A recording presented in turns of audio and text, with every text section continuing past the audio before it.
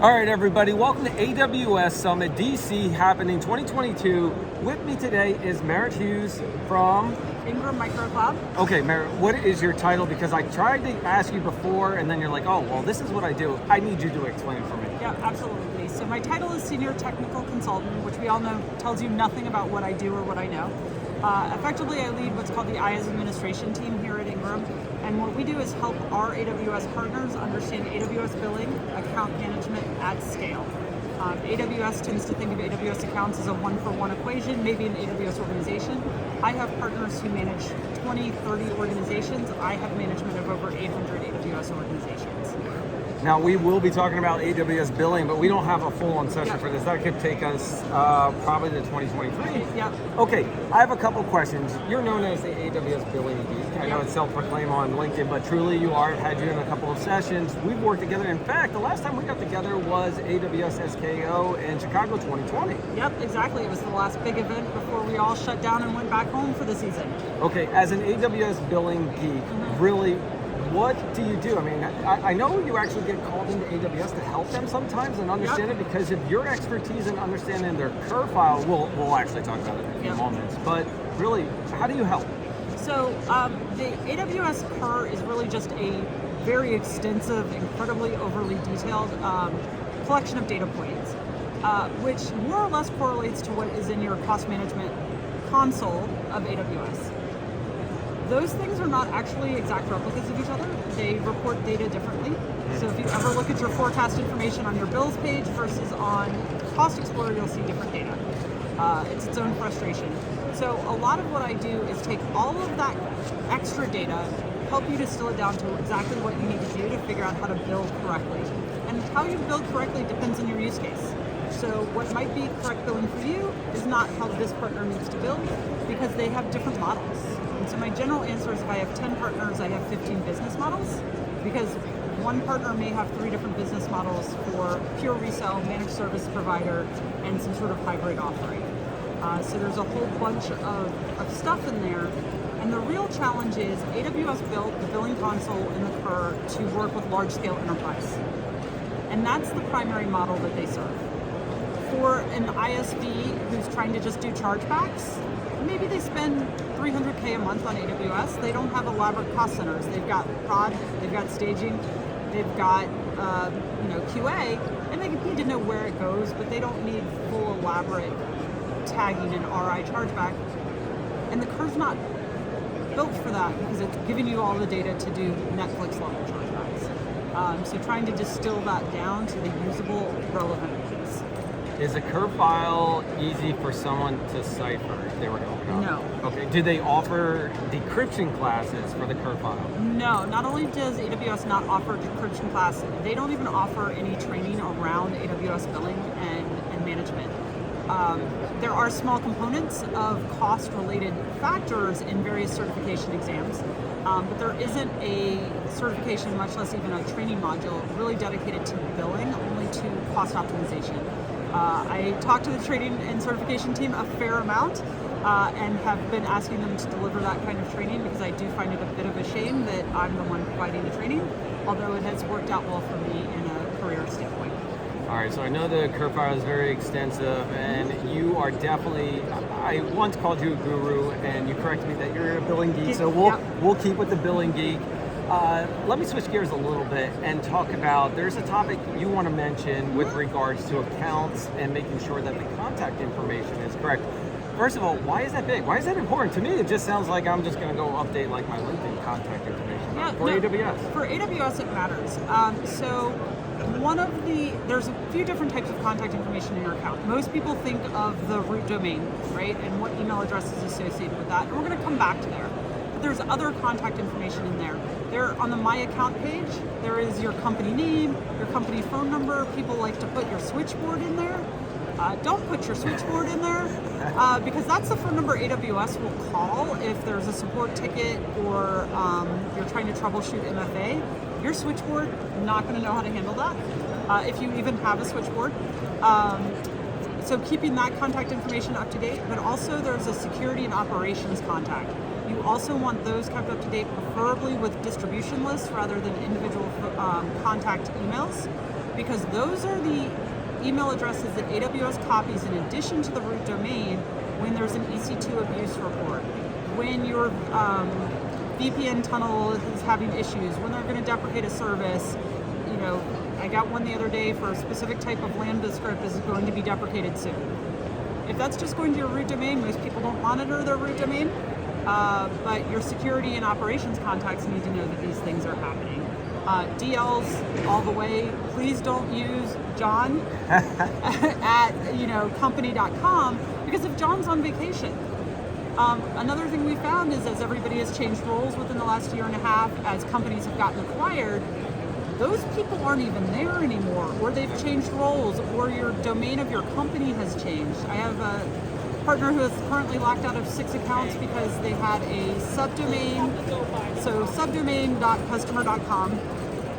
They got acquired, they're now provider.com, and it's been 5 years and nobody caught that they had this subdomain issue, and they can't recreate the subdomain because, it turned out that was never a valid subdomain to begin with, so they can't recreate it for a company they no longer are. Right, so go through these things now. If it's gmail.com, for the love of God. I get very worked up about these things, but as I said earlier, I have 800 management accounts. I run into edge cases all the time. I'm the person who has actually found out you can have 2 AWS accounts with the same root domain at the same time. Wait, I thought that wasn't possible. There's an edge case for it if one of the accounts is mid 2017.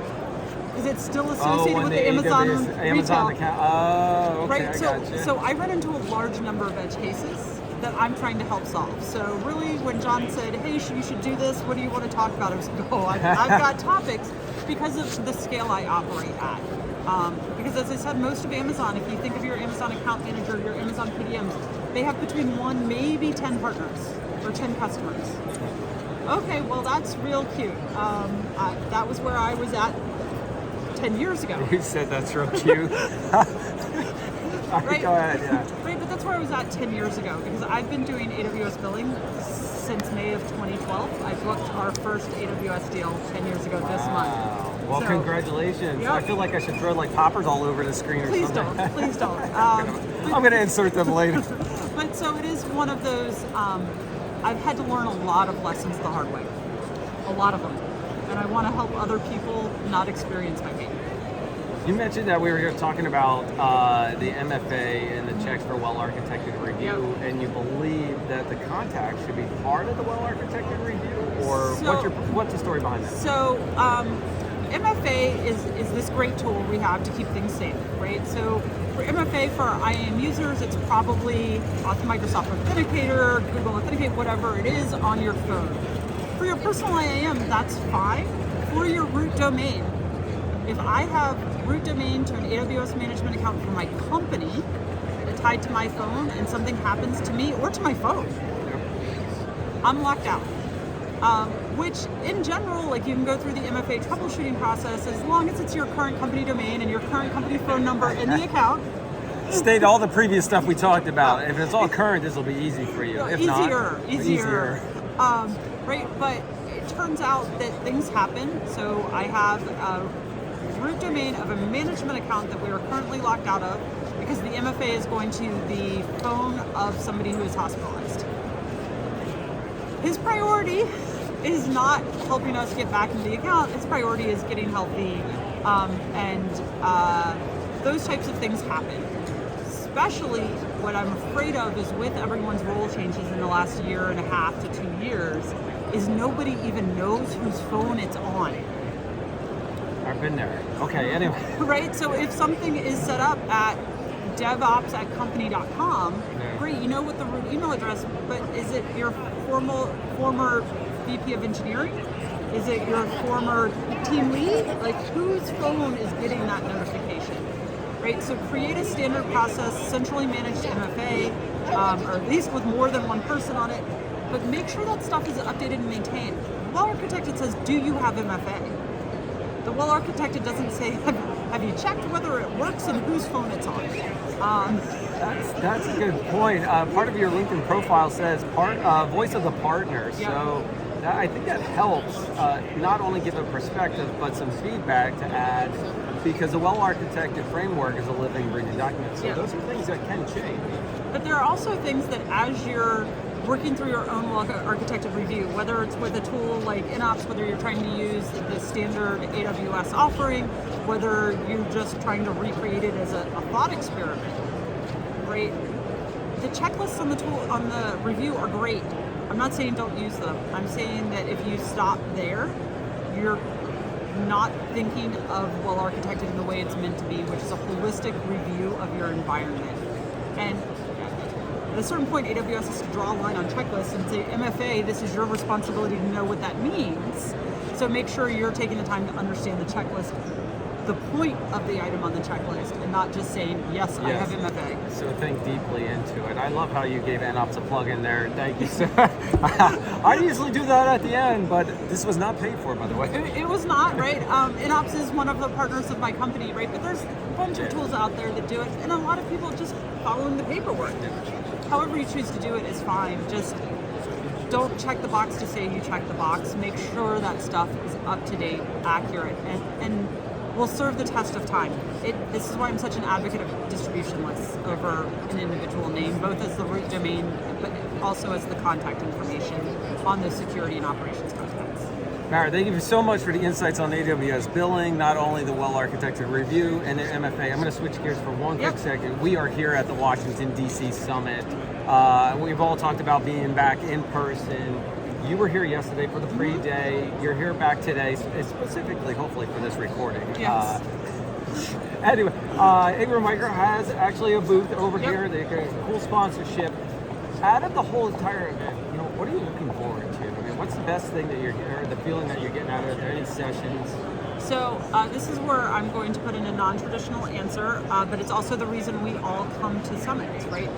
We like the information, but it's really the hallway track, right? Who you see, who you run into, the accidental conversations you have.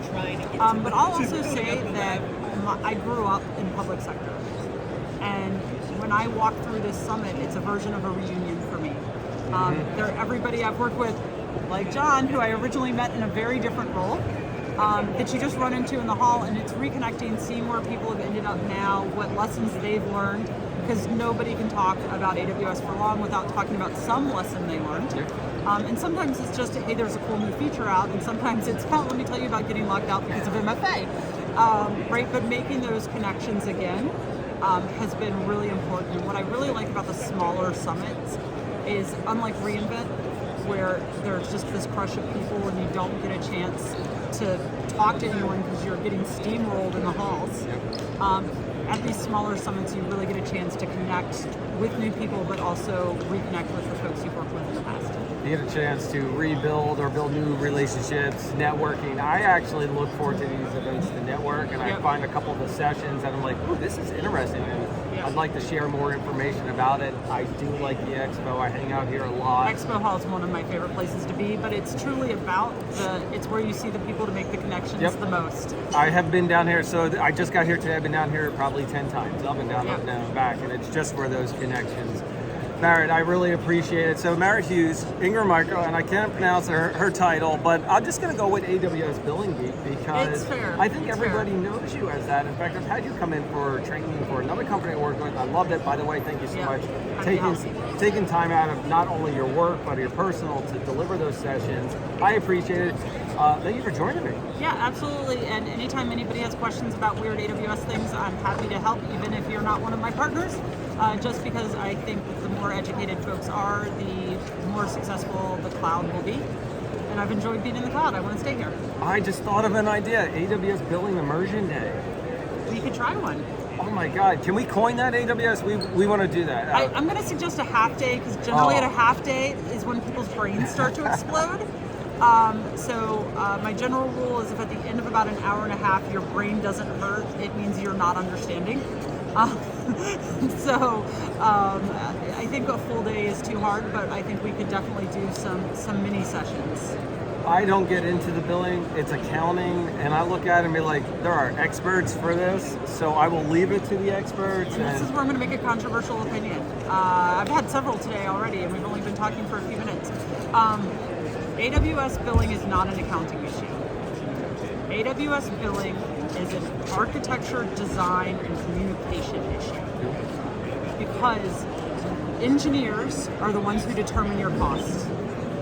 Accountants pay the bill and help you understand when you're purchasing your RIs, what method do you need to use to buy them so that it is most advantageous for the company. I like because that. all up front saves you the most money, but then you start to head into, do we need to spend this cash right now? We might have a cash flow issue that we want to wait on that, so maybe we buy a partial up front right now and wait. That is what the finance side of the accounting finance side of the equation is. Everything else is an architecture, design, and communication problem. Because under on-prem, tech folks talk to accounting every 3 years when they need to do a large server order. You need to be talking to those folks more often, but over fewer dollars, just to make sure that you're all on the same page. But the costs start at the design and implementation. I like that. That's a new way to think about it. I appreciate you correcting me and putting that right here. Now I'm going to think about it a little bit more the next time somebody asks about it. If it were only an accounting decision, it wouldn't be part of the well-architected framework. Oh, well, there you heard it. Marit, Hughes, Ingram, Marco. I'm John Myer, Chief Evangelist at NOps. Thank you for joining us for this session.